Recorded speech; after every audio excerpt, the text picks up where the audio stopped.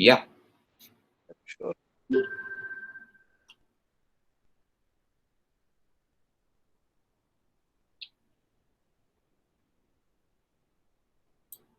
Okay. So, hi. Let me start.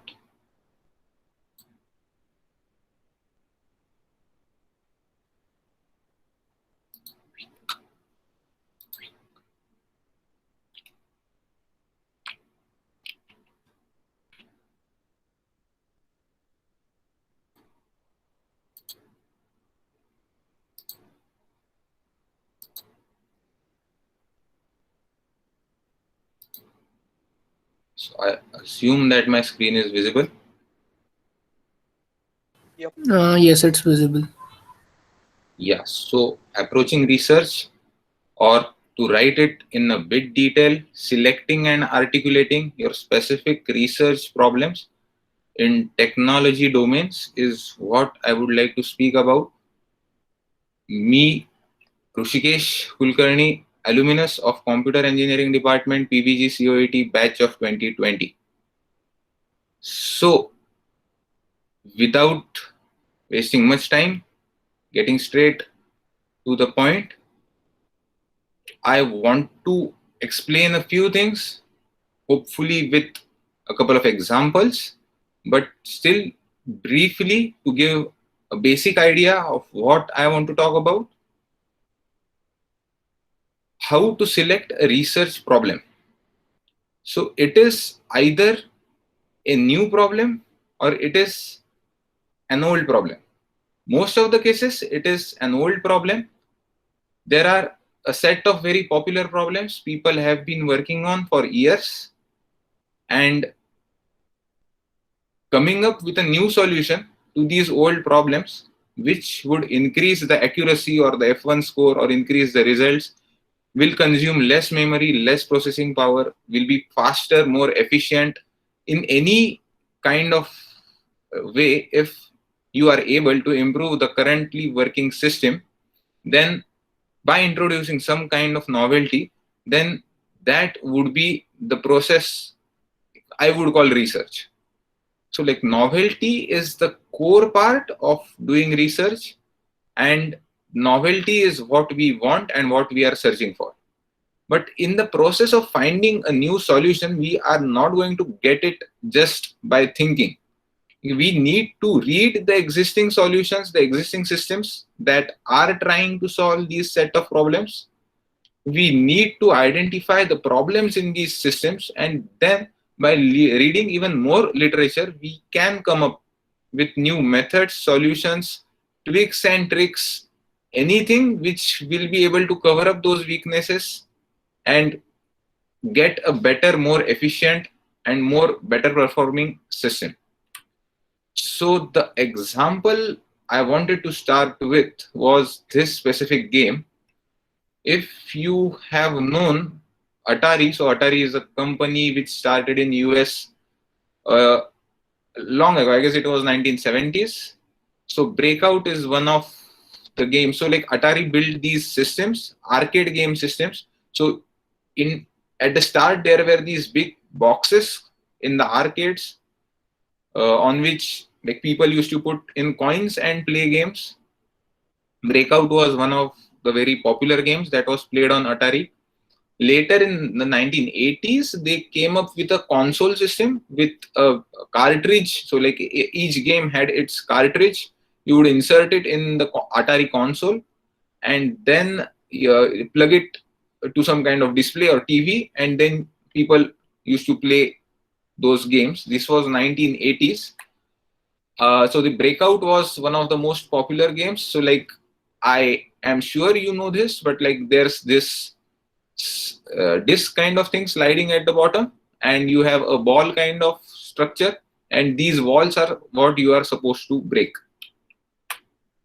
There were other games as well. So the one on the right is Space Invaders, another very popular game.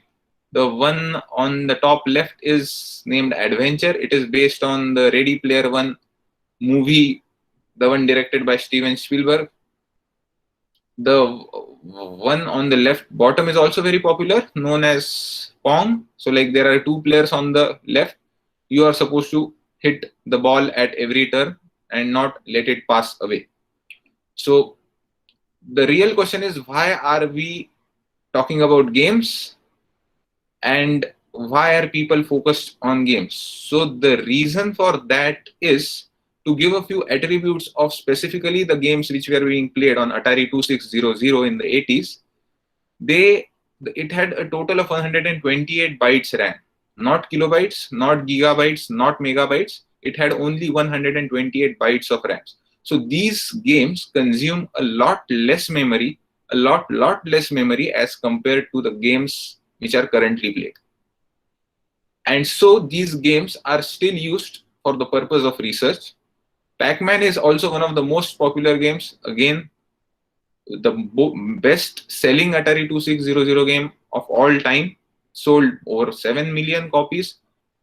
It is still popular. People do still play this game, and it has been featured in movies. So, like, it is a great game. So why am I telling about games, and why are people interested in playing games or building game related systems? If you have heard of the company DeepMind, it is a British company. Then in 2014, I guess Google took over that company for a huge staggering amount. So this DeepMind is a research-based company, and they have researchers all over the world contributing in their projects. It has published more than 1,000 papers till now in top journals, conferences, and have a very good name in the field of research. So if you have heard of AlphaGo or AlphaZero, these are the systems built by DeepMind, or rather Google DeepMind. They were designed to beat the best or the world rank 1 players in the games of chess, game Go, and similar games. So like Go is a Chinese game, more than 3,000 years old, and it requires a lot of strategy to play.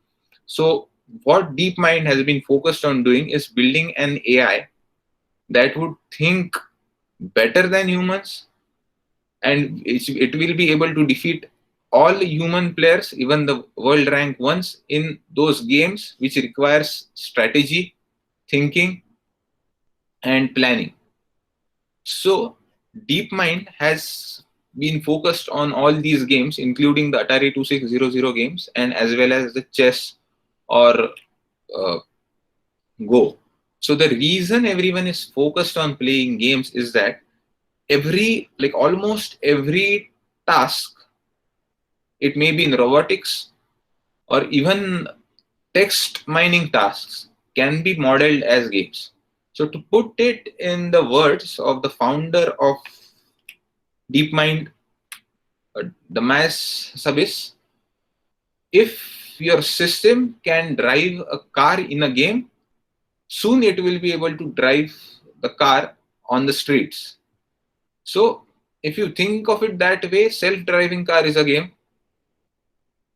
Then any robotics task is a game. Any giving the search, most relevant search results after receiving a query can be modeled as a game. So games are a lot like the real life scenarios, and of course modeling the games which are very popular now, like anything, like to take a few examples of complex games, Counter-Strike or anything like that, it has a huge action space. So action space is something, say you have a player, what at any given state or at any given point of time, the actions which that player can take are a lot, like the magnitude is very high. So the machine has too many options. So it has to think of too many options at every state. So complex games, modeling them as AI systems or RL systems is very difficult, and it is more difficult to evaluate given the current processing power we have. Hence, the focus has always been on these Atari 2600 games, because if you take example of say Breakout, so the action space is like go left or go right. Okay, so we have two things only, and if you include the velocity, if that's an option, then maybe a few more. But That is all the action space the system has. But that won't be the case in terms of any like Counter Strike or Call of Duty, in any currently popular game. That is not, or if you are talking about Cyberpunk, huge action space is present. So the systems are not suitable for the processing power or memory requirements any normal researcher would have. Hence, the focus has been on games, and the people at DeepMind have always been coming up with new algorithms, more efficient algorithms to play games which have defeated the best players in the history.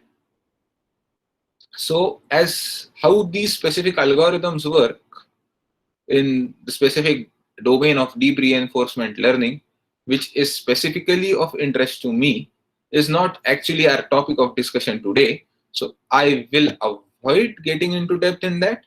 What we want to speak about today is how do we select the research problems? How do we articulate them? How do we publish these things so that you would have an international audience looking at your work, citing your work, maybe improving it further? So this specific paper available at the link above, Playing Atari with Deep Reinforcement Learning. I guess it is a 2014 paper by people at DeepMind, and it is a very, so they have proposed this algorithm DQN, Deep Q Networks, which is a very efficient algorithm at doing the tasks I just mentioned. And taking example of this specific algorithm, and say for this specific game of Breakout, I would like to introduce how they state their ideas and how they are claiming the efficiency of their system. So just to give another example,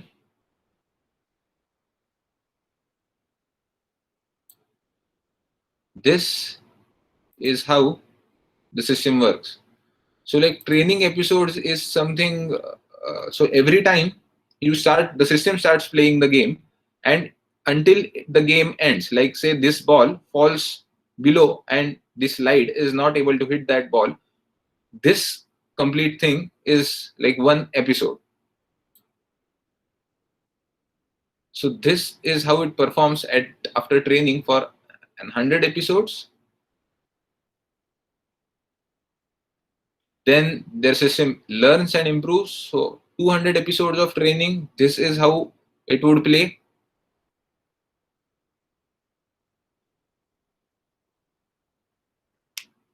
Again at 400. So it will have a breakthrough of some kind in the learning process, which would be the crux of these DQN algorithms.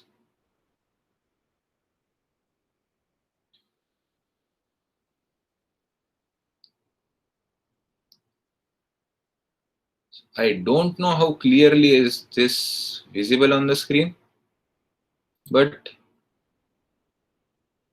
finally, an optimal training of 600 episode takes the system to realize that breakthrough, and the key, what you can say, task or the key technique, the key strategy for playing this game, and this is how it works. So getting back to the point,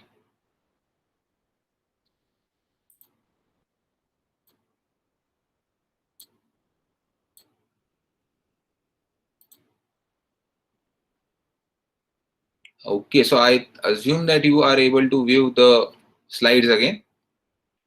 And so this specific algorithm DQN, they are proposing a different kind of a neural network inspired from Q learning.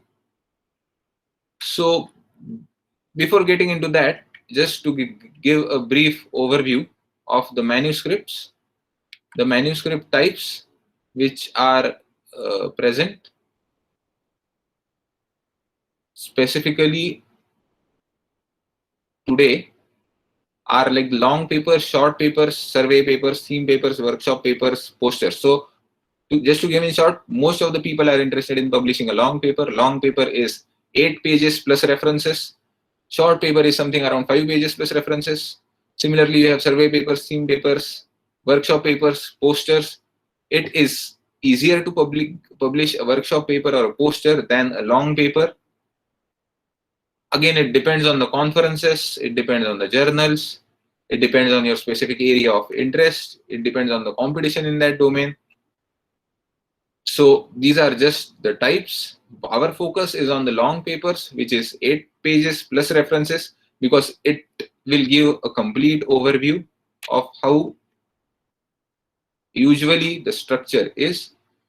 So structure of a full article, you have title, authors, abstract, keywords at the start. Then we have introduction, literature review, method, results, conclusions, discussions. And finally, acknowledgement, references, supplementary materials. So actually these names are quite self-explanatory. So just to give a brief overview, as far as the title is concerned, a small, concise, effective, catchy title depicting in short what your paper is about is important. Title and abstract are the main things based on which people decide whether to read the paper or not after it gets published. You want your work to be cited globally and you want people to read that. So doing a good job at these two things is especially important. As far as the authors are concerned, the order of authors is important. Usually the advisor or the one who is in the guiding phase, or like the guiding, who plays the guiding role in the system, is the last author, while the one who comes up with the idea, does most of the implementations, experimentation, writes the paper, is usually at the start. Many times it happens that there are multiple authors with equal contributions, so you might find that there are asterisk signs at the top of the author names and there is a footnote that star for equal contributions. So that is another way to go ahead with. So it is better to be clear about the order of authors which will appear on the paper beforehand you start writing the paper with your peers. Abstract is a short description of what the paper is about. So taking examples specifically of this DQN paper, normally in most of the papers, aim, method, conclusion is the way people approach the abstract. It need not be like this always. In this 8 to 10 lines of text, first in the aim, they are presenting a first deep learning model to learn control policies from high dimensional sensory input using reinforcement learning. So just to give some basic idea about this, so DQN is a neural network. They propose using a convolutional neural network. It is a high dimensional sensory input. So the input is the pixels of the game, whatever you see on the screen.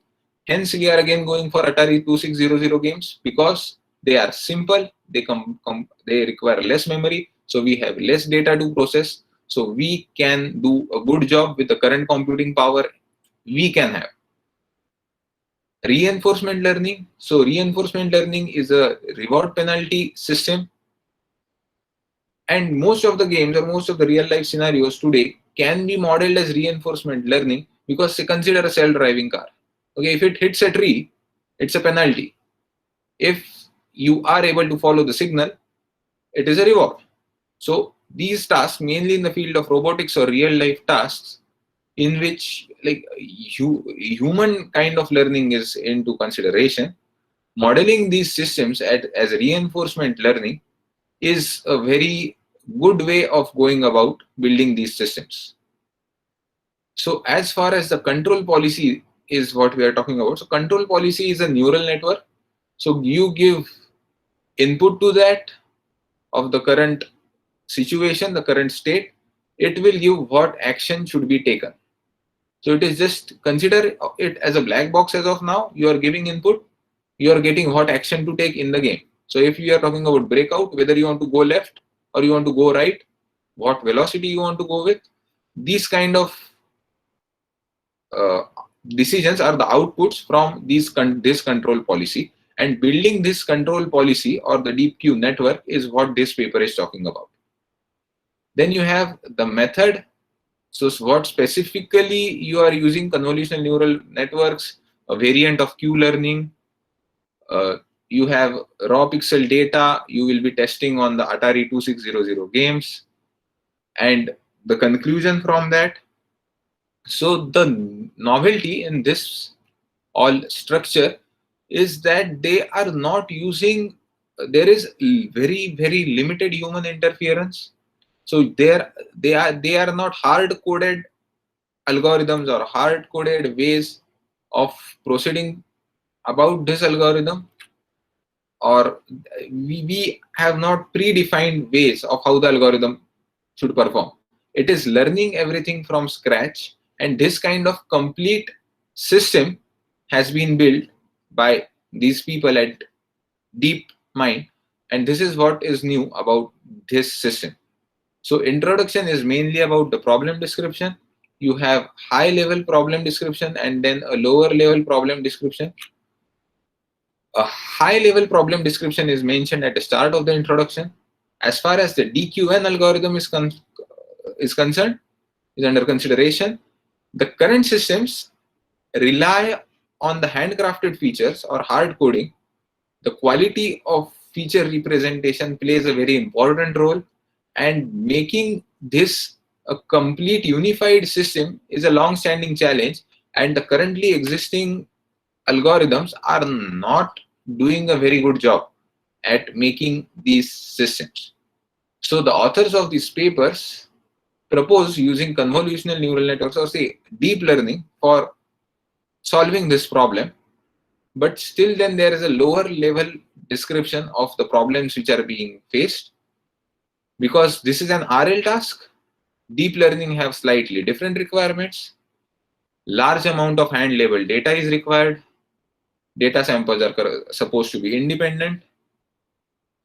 Deep learning methods go about using a fixed underlying distribution. So like we have normal distribution or Gaussian distribution. Then in machine learning or deep learning, we are trying to find the parameters of these distributions to get the most efficient results, to minimize the error, minimize the loss. In RL, when we are talking about reinforcement learning, the situation is quite different. So say you are playing a game and you have set a reward after it successfully breaks down the complete wall. This reward is going to be delayed. The rewards and penalties are going to be sparse. And if there are multiple different kinds of scenarios, these rewards and penalties are going to be a lot noisy. This is not exactly what deep learning is good at dealing with. Additionally, when we play a game, the next state is kind of dependent on the previous state. So there is some kind of correlation, and this is not specifically something deep learning handles very well. So we want the data to be independent. So when we say, like, we model the reinforcement learning as a MDP, a Markov decision process. So to get into to bring some kind of independence in the data, they have introduced experience replay technique in this paper. And additionally, to handle the data distribution changes also, they have introduced a few techniques. So novelty, as I was saying, is something which is significantly important in the field of research. And just to I'm trying not to go into the depth of these algorithms, but I would like to tell about the novelties which are present in this algorithm. So after you have your title, then the authors, then abstract, then introduction, we mainly go writing about the method. So method includes architecture and algorithms, that is, you have a problem setup which you are trying to solve, a proposed work, and experiments. So especially in this case, in experiments or in the problem setup, the Atari 2600 has a significant mention, because I will show you in the results that this specific algorithms is performing very well on these set of games, and it is learning them from scratch. So at start it was not able to perform that well, but with time it is performing well. At the end of say 600 epochs or say 600 episodes, it has learned a great deal of strategy in playing that game. A unified this unified system or the neural network specifically designed for this task is being able to play that game pretty well. So just so the Q learning thing or the experience replay or convolutional neural networks are not new concepts. So these concepts is not the novelty in this paper. It is perfectly fine to be inspired from ideas in related domains, in different domains, and apply them or to modify and apply them or to combine a few different ideas. But still there is a need of novelty, something new and something interesting, something which has not been done before is necessary in your system. We cannot plug and play previously existing systems and call that work of our own. So novelty is present, but being inspired is still perfectly fine. It is not the case that everything is completely new, but there is a significantly new part, new component. You can always have someone else's work and work on that work, get some new things into that work, build upon that work to build more, to improve their results, to improve the currently existing systems. But yes, novelty is a must. So this is the algorithm which we are not going to get into, but still to give a brief overview, Q learning is like there are state value functions and there are action value function in reinforcement learning. So Q learning at any scenario, in real life scenario or in the game, whatever the situation is at any specific instance is something we call the state. Based on that state, we want the system to tell us what action should be taken. Whether it is chess, whether it is breakout, whether you want to go left or go right, whether you want to move which piece of your on your chessboard, that specific is the action, and you want the system or this deep Q networks to tell you which action to be taken. And that deep Q network is what we are trying to build using this algorithm. At 600 episodes, so at the M here represents that 600 for which we need to train, especially the breakout system with the given, the system for the breakout game with the given hyperparameters to obtain a highly efficient system. Then there is a thing called as experience replay. So we don't want the data to be correlated. So we store the transitions and then randomly sample from that data to reduce the correlation and to train the system unbiasedly. That is one of the among the series of novelties present in this paper. Additionally, this Q function represents the a number that like at every state there is a value function, the state value function. It represents the complete returns. Returns is a discounted sum of rewards. So a value function represents the complete returns. So you want to go to states which have the highest value functions, because the aim in reinforcement learning is to maximize the returns.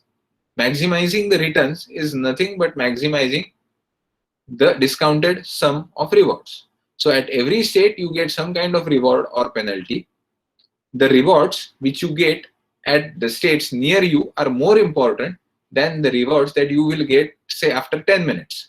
So you have to discount that. So the weightage of a reward which you will get after 10 minutes has lower weightage than the reward that you will get at the current instant.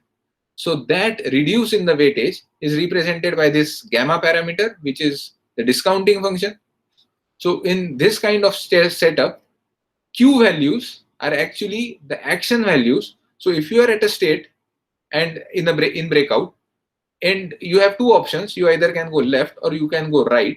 So going left will have an action value associated with it, which you get from the Q function. Going right will have an action value associated with it, represented again by the Q function. So based on the Q value for left and Q value for right, which one has a higher magnitude, you will go in that specific direction. So this is a very simplified Q table learning concept, which they are doing using deep learning. So, and there is this loss function, which is the derivative. So they do this using gradient descent. So gradient descent is nothing but taking small steps towards the optimal solution, which they do by differentiating the loss function, as loss is something we want to minimize. And again, like any machine learning system, loss is the difference between the expected and the truth value, the expected or truth value, and the value which your network is giving. So based on this, you can use MSE or any kind of system to have this loss function. E is the expected value of this equation given that you are in state S and you sample an action based on the probability function and the neural network. So in short, to just put this in one line, what we are trying to do here is to build a neural network which will output the Q values based on the state.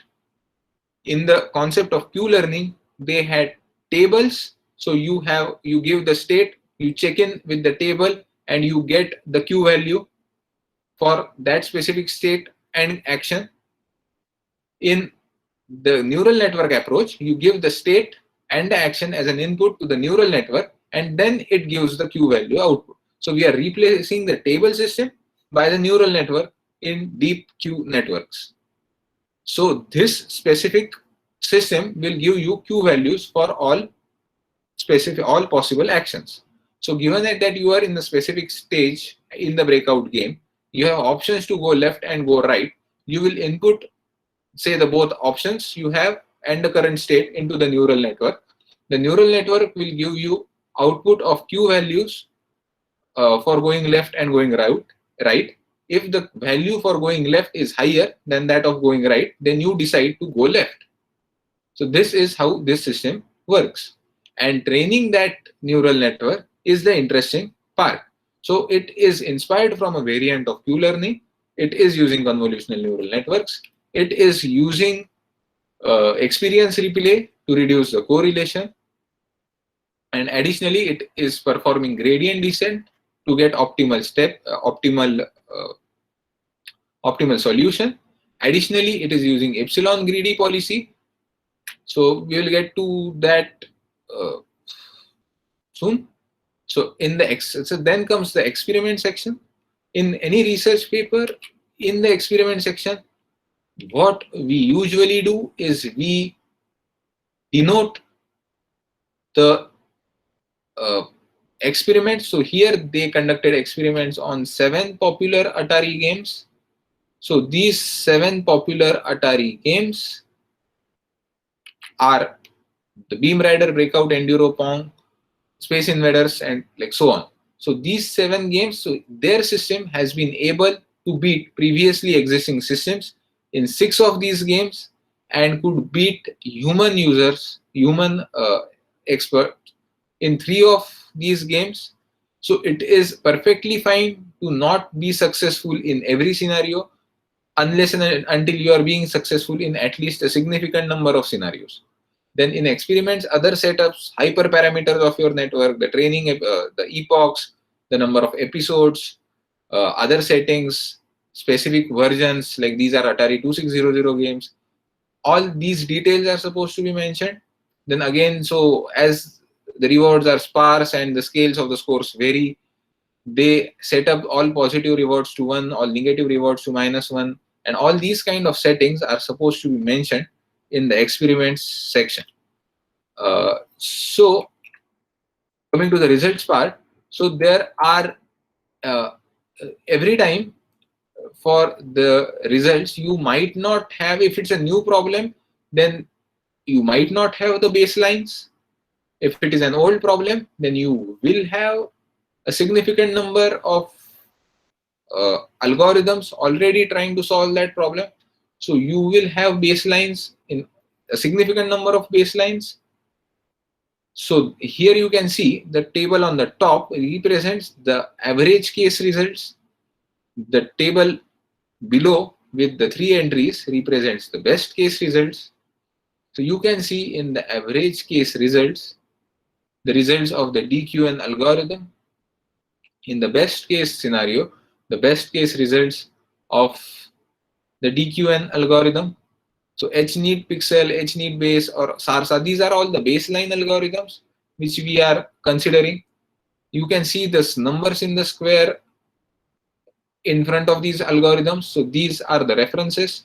So in the list of references, you will find the papers which introduce, or papers or patents which introduce these algorithms. So if you go to the third reference in the list of references in this specific paper, on this given link, you will be able to find this SARSA algorithm and similarly other algorithms. So here, say for example, breakout, we can see the best case result for DQN is 225. That is a score that the system reached. No other system in the best case scenario, or if you take example of the average case scenario, was able to reach the score that the DQN achieved. So it performs exceptionally well in case of the game breakout. Similarly, if you consider, say, Space Invaders, it doesn't work the best. You have another baseline HNeat best, which is giving better results than DQN algorithm. So you need to represent these results clearly. You need to represent these improvements clearly, and based on this, you need to give a detailed analysis of why your system is able to perform better in this specific game, why it is not able to perform well in this game, why human user is able to beat the system in Space Invaders but not able to beat the DQN system in Breakout. So all these kinds of scenarios need to be considered in the results section. Additionally, you need to mention the hyperparameters or other details. So epsilon is 0.05.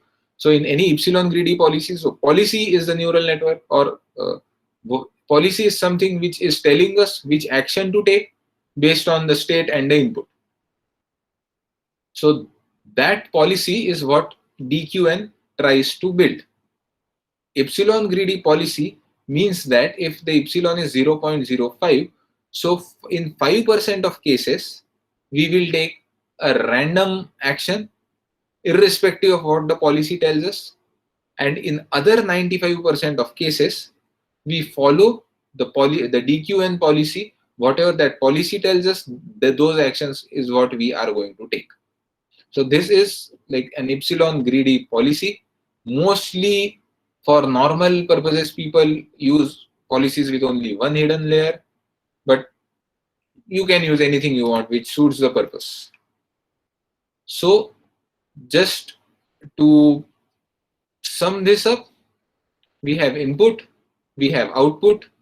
The middle system was a Q table based system. They are using deep learning for this Q table based system, and that is a deep Q networks with an experience replay and additional few novelties which help us improve the results. This complete system is a neural network which they are training for something like 600 episodes in the case of Breakout. After you train the network, you end up with a policy. This policy gives very high results, and this policy is what we were trying to build. So this is their paper about. Then, as I mentioned, you have the square brackets and the numbers. Some conferences might have different way of writing citing the papers. So they have they cite by author names, or they cite by paper names, or they cite by some other details. So there are different ways of citing based on the conferences. Anything which you mention which is in the previous work, or which is done by some other researchers in the past time, or which is even published by you, but in the past, you need to cite that work. This is specific photo from IEEE Explore website.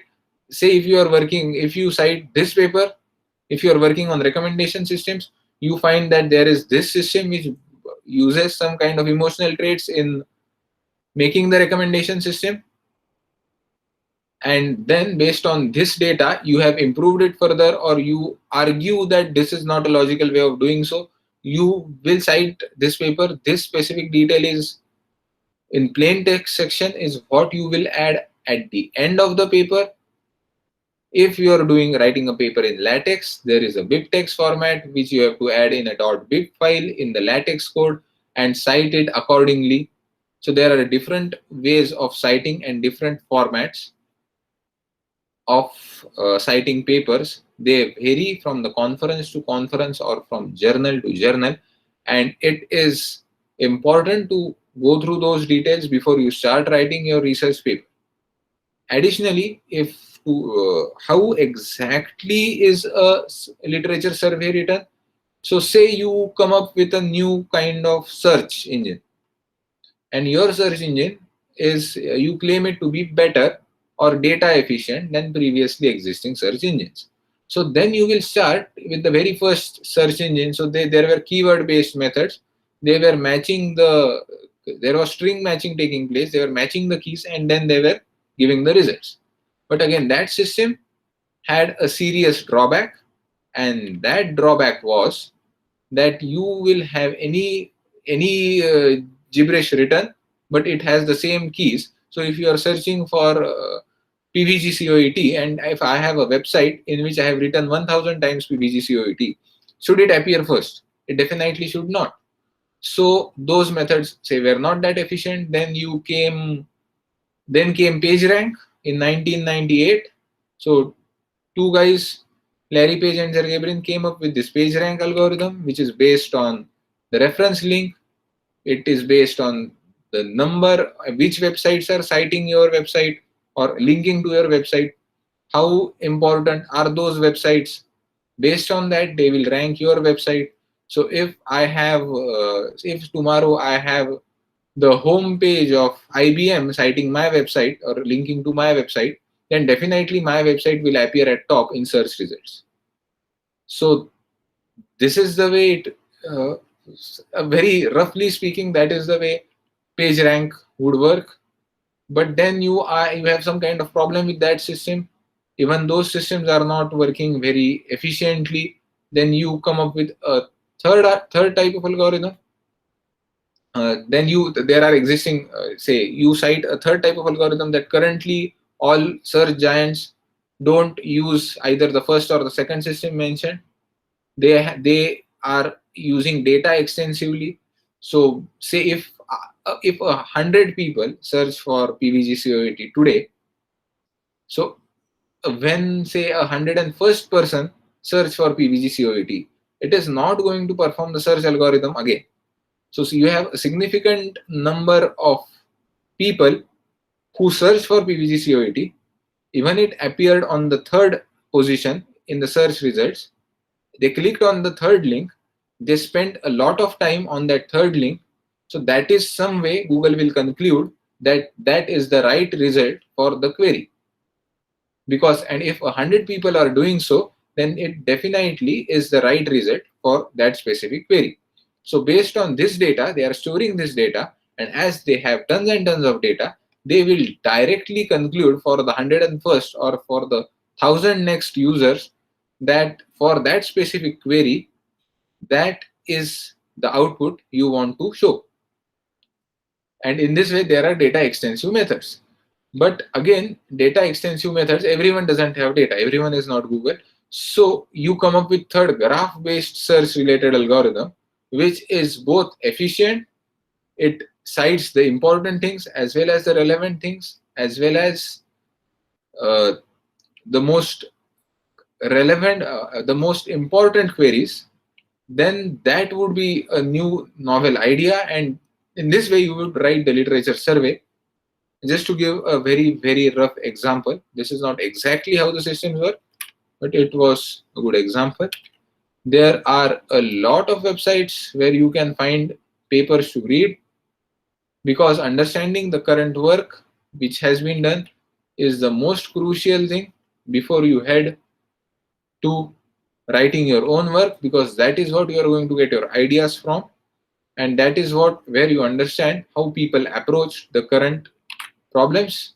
So IEEE Explore, Google Scholar, ACM Digital Library, there's Springer Online, then you always have ARXIV, Archive, and last two are just tools to store the papers you have read, but I don't think that you will require at the very start. So summing things up, this was the structure of full article. Most of the things are self-explanatory, but still I tried to give an overview of how these specific things, specific parts of the papers are written.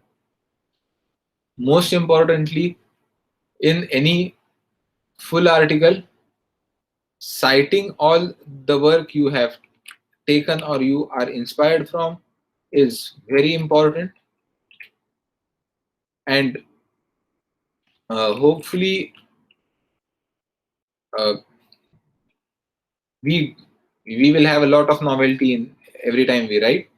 So where to publish? So getting straight to the point, on the left column, this is a set of very popular, reputed, famous, credible organizations which have their conferences and journals. On the right, there is a series of very top conferences in AI, where it is very, very difficult to get published and full article. So I would encourage you to go for one of these. But if it is your first paper, I would recommend going for an IEEE sponsored conference. So there are few indications to decide whether a conference or a journal is good or not. So you have impact factor, which is decided by a complex formula based on the citations of the papers published in those specific domains, those specific conferences or journal. Based on that data, impact factor is calculated. So publishing in an impact factor of 10, impact factor of 5 is a very difficult thing to do. Additional thing is a Scopus index. So Elsevier is again an organization which will be present somewhere in this list. See, it's here. So Elsevier publishes a list of conferences and journals which are Scopus indexed. Scopus indexed conferences are of high reputation in many universities or organizations. It is important for the publication to have Scopus indexing. Even if it is your first paper, I would strongly encourage you to publish it in a Scopus index conference or journal. So every time you refer to someone else's work or paper in your paper and you add it to the list of references, it gets cited. So if you go to any researcher's Google Scholar page, it may be Andrew Ng, or it may be Christopher Manning, or any work, any person with thousands and thousands of sites. You will see thousands and thousands of citations on their pages. Having a higher number of citations represents that your work is being taken seriously and considered important by other people in the academia and research. Now, again, the number of citations you can get also varies on the field you are in, but that is something it is good to be aware of. Then you have H index and I index. So if you have 10 citations, 10 citations for 10 papers each, then or say 3 citations for 3 papers each, your H index would be 3, and I index is the number of papers which have more than 10 citations. So if say I have 25 papers with more than 10 citations, which is a lot of exaggeration, but then I would say my I index would be 25. So like just giving an example. So that is the way some indexes to measure research work, research contribution. So it is not, there is no, what you can say, clear distinction that this is good, this is bad, this is quality research, this is not quality research. Everything is kind of vague. So these are the indexes or the numbers which help you get some kind of rough idea of quality of a research or quality of a conference, based on which you can take informed decisions. Where to find these conferences? EasyChair is the website. CFP here stands for Call for Papers. If you go to the link given on the right below, you will find list of conferences. You can filter them based on areas of your interest, the geographical areas where the conferences are being held. EasyChair is one of the most popular conference management tools. It has been used by more than 41,000 conferences till now. So most probably you will find something of interest here. Additionally, there are other conference management tools, like there is a Microsoft CMT and many different tools, but EasyChair is one of the most popular ones.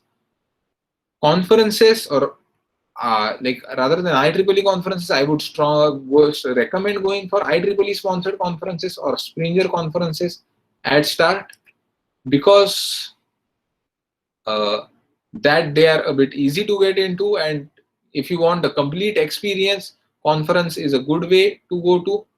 Journals are difficult to get into and usually take longer time.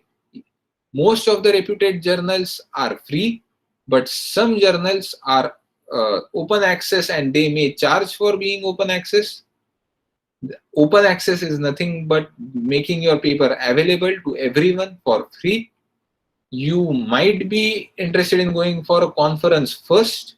Conferences usually charge for registration, so at least one of the authors have to register for the conference. And most of the good conferences, in most of the good conferences, it is mandatory to go to that venue and present the paper yourself. If you want that paper to be uploaded to IEEE Explore or say Springer Online in near future, it is good to have your papers uploaded on Explore or Springer Online after they get published by the conference management, because that gives credibility, and it gives, and a lot of audience will be able to easily cite and refer to your papers. Preprint is something which you load on ARXIV or archive. So there are different archives for different domains. So ARXIV is the one which people use for computer science mainly. There is a PSY ARXIV for psychology papers. And so people load here so that they can get inputs from the wider audience, and they can give a link. Their work can be cited before it gets published. But not all conferences are fine with you uploading preprints on the website, on the internet. So it is better to be sure about the rules before you upload a preprint. A most popular question: multiple or simultaneous submissions. It is not fine to upload multiple or simultaneous submissions. You are supposed to submit to one and only one conference or journal at a time. Unless you withdraw that paper from that conference, or you get rejected from that conference, you are not allowed to submit the paper to another conference. It may happen that many times the reviewers might be same. If your area is niche, the tools or the middle conference management tools might be same. You might get caught in self-plagiarism. So it is not fine to submit in multiple conferences. So finalize your conference beforehand before submitting to it. Conflict of interest is something about, like, if you have a close relative or someone you have worked with a lot in past, you cannot have that person reviewing your own work for the acceptance. So you need to declare whom all you have worked with, so that the conference people will try to see to it that your paper is reviewed by an unbiased person. So that is conflict of interest. Peer-reviewed journals and conferences are encouraged. So in peer-reviewed, the top experts in your field who have been publishing in the similar domain for years usually review your papers. So always good to go for peer-reviewed conferences and journals. Plagiarism: any work you take, even if you write it in your own words, if it is done by someone else, it is inspired from some pre-existing idea, you need to add references at those points. It is a very wrong thing to directly pick something up and write it in your paper. If you get caught in, like, plagiarism is considered a serious offense, and the organization or the specific conference may ban you from applying for any publication henceforth. So it is something which needs to be taken very seriously. There are many popular online plagiarism checking tools. Like there's Turnitin and there are many others, but I would recommend of being wary of using those tools, because like, and if you plan on using, then go through the terms and conditions, because first of all, how good is their accuracy? Second of all, are they really good, or they reserve the right of using the data which you are submitting to them. So if you write everything on your own and if you cite everything properly, plagiarism is something you need not worry about. Authorship disputes is mainly about the order of authors. Be clear at start, beforehand before writing paper, of what who is going to be the major contributor, because you don't want to get into those issues later. So to sum it up, the thing what I wanted to tell was, research has a wide scope of applications, a wide variety of problems where it can be applied to. Find something, find your passion, find any area you're interested in. As far as computer science is concerned, it is applicable to almost every domain. Study the currently existing works and current problems the domain has.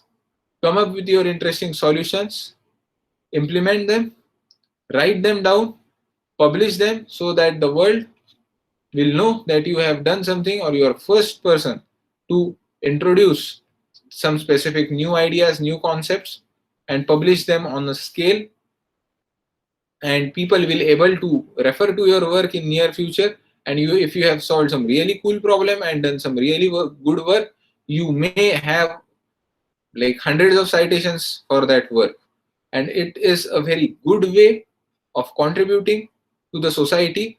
Research work is kind of an open source work. You are making it publicly available to all. So it is like, it benefits the society, it benefits the field of academia, and it helps solving new and interesting problems. So I would recommend you all to go into this field of research, explore more, and you will find something interesting and you will enjoy working on that for sure. So this DQN, or using games in the field of research, was some new idea I wanted to introduce, because any task which you want to do using computers can be modeled as can be gamified, and these games and performance is easy to measure on the games, and you will have more efficient systems.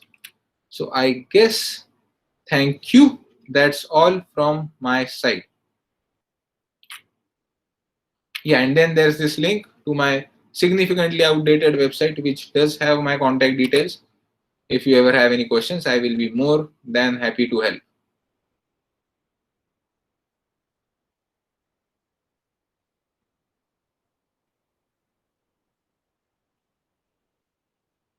Thank you, Rishikesh. Actually, I had a question. Can I ask you right now?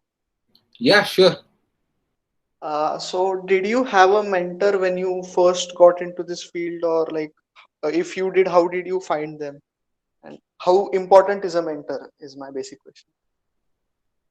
Okay, so see, as far as specific domain of research is considered, I would say mentor is very important, because it takes a significant amount of time to understand what exactly research is and what exactly research is not.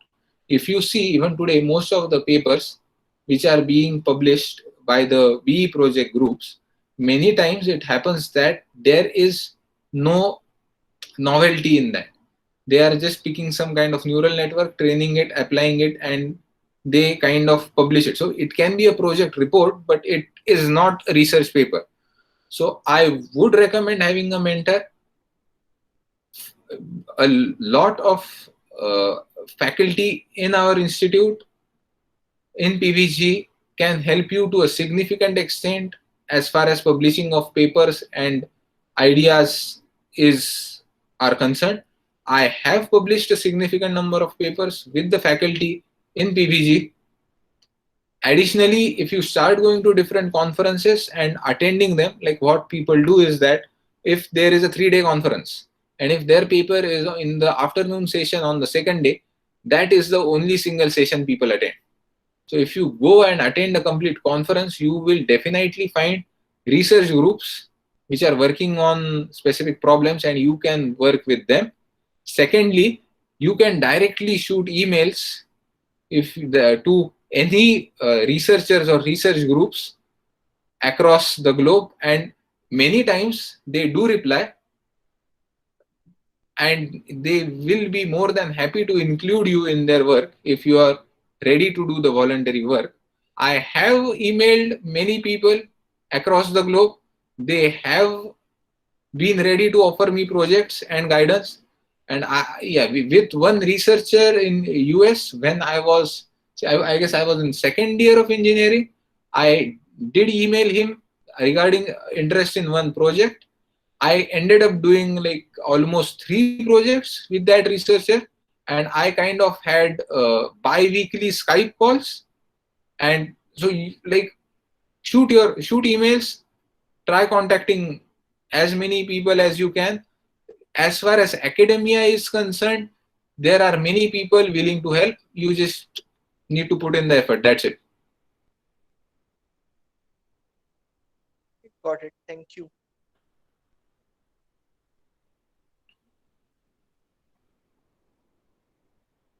Does anyone else have any other questions?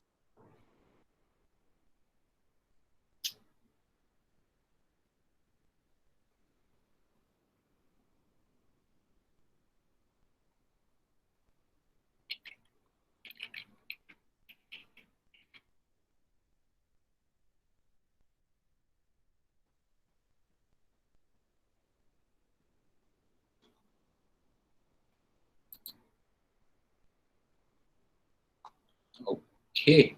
So there if anyone has any other questions later in time, feel free to contact me. I am always there to help in any kind of research related questions or research related queries. You have my contact details are pretty easily available on Google. Even though everything else, websites are a bit outdated, the contact details still work. Thank you, Rushikesh, for this wonderful session. The info was very in-depth and helpful. And we know you are currently in US and you have a lot of work of your own. So thank you. Thanks a lot for taking out this time for us students. It was really a great session. Well, thank you, Shivam. Thanks a lot. And thank you to the DSC PVG COET. It was wonderful speaking in front of you all, and I hope that at least one or two new things, one or two interesting things, one or two interesting fields I would have, like, you have been exposed to because of this session. And yeah, if there's anything else ever, let me know. Thank you. Thanks a lot for having me. I think that your like the sessions you are having, it is a great initiative, and I also have heard a lot of good feedbacks about the previous set of sessions you have had. So thank you. Thanks a lot. I guess that's all from my side. Have a good day. Same to you. Thank you. Okay. Bye. Bye. Thank you.